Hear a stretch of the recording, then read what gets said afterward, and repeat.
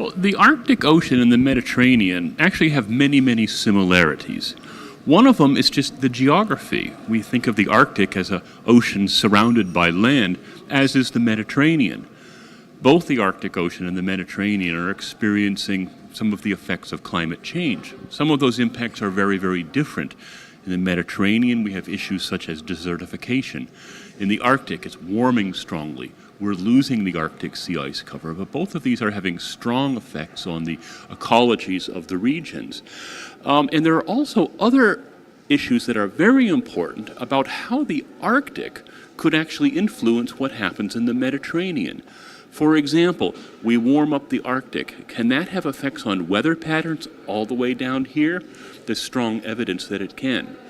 As the Arctic's permafrost melts, it releases carbon dioxide to the atmosphere, making things even warmer. So what happens in the Arctic doesn't stay in the Arctic. It can influence the globe as a whole, as well as the Mediterranean region.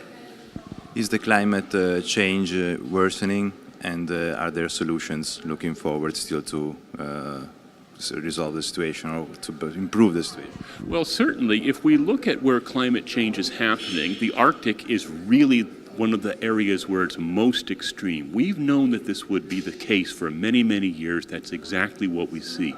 The Arctic is sort of that warning sign, what we call the canary in the coal mine. But certainly, if we could get a handle on our carbon emissions, we could address this issue. We are headed for some warming. We can't get around that. But I think if we get together, we can get a handle on it before the effects become too big. There have been many critics by the Trump administration on the climate change, and also on the reliability of some scientists' theories. What do you think about it? Well, I would think that Mr. Trump would I think what he needs to do is read up a little bit on the science of climate change, because this is very unassailable science. We cannot just brush this under the rug. The changes that we are seeing are very real, and we know why they are occurring.